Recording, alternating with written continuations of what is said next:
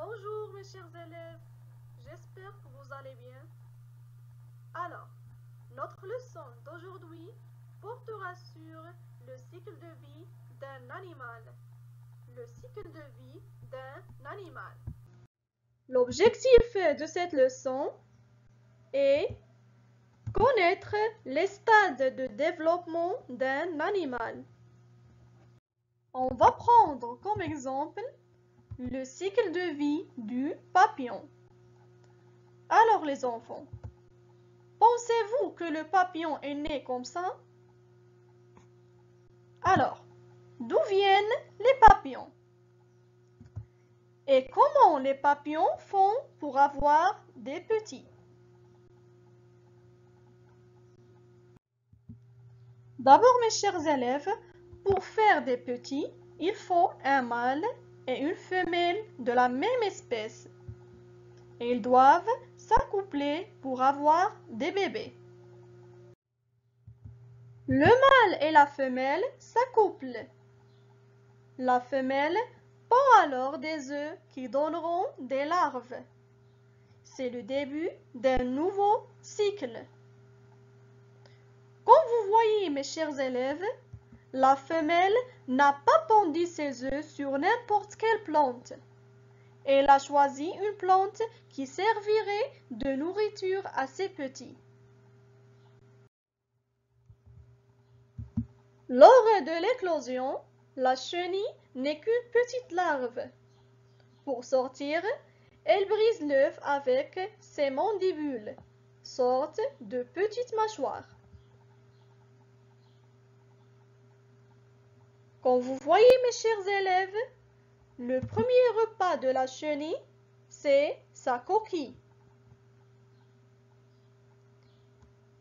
Alors, la chenille n'a pas besoin de chercher sa nourriture car le papillon femelle pond ses œufs sur les bonnes feuilles. La chenille doit se nourrir jour et nuit pour devenir un insecte parfait.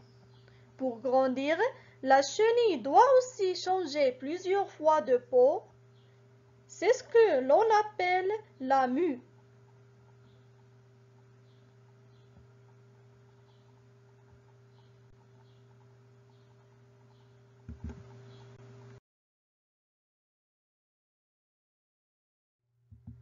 Une fois que la larve a terminé sa croissance, elle cesse de manger et change progressivement de couleur.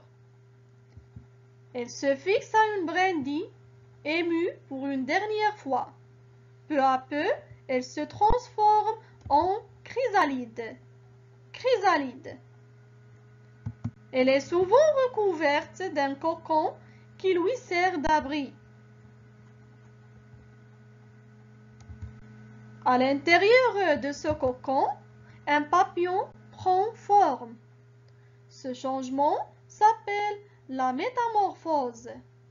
La métamorphose. Pour sortir, le papillon doit briser la chrysalide.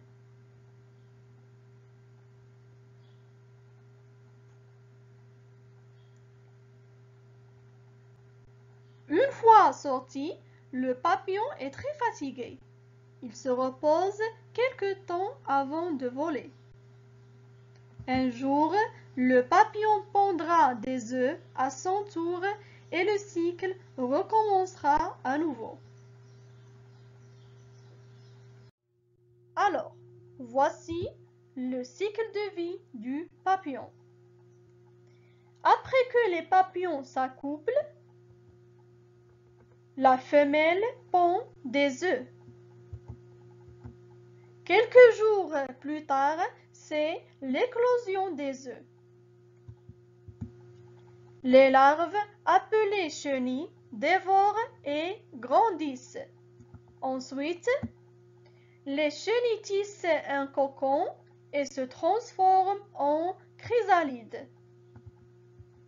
De chaque chrysalide sort un papillon qui ne tarde pas à s'envoler.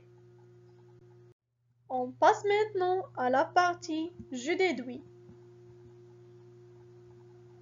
Chez certains animaux, il sort de l'œuf un petit aspect différent de celui de l'adulte. C'est une larve. Elle devient une nymphe, puis adulte, identique à ses parents. Ces transformations sont des métamorphoses. Maintenant, je vous propose un exercice d'application.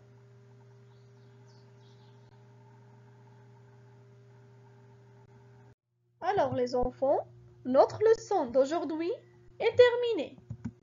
Merci pour votre attention.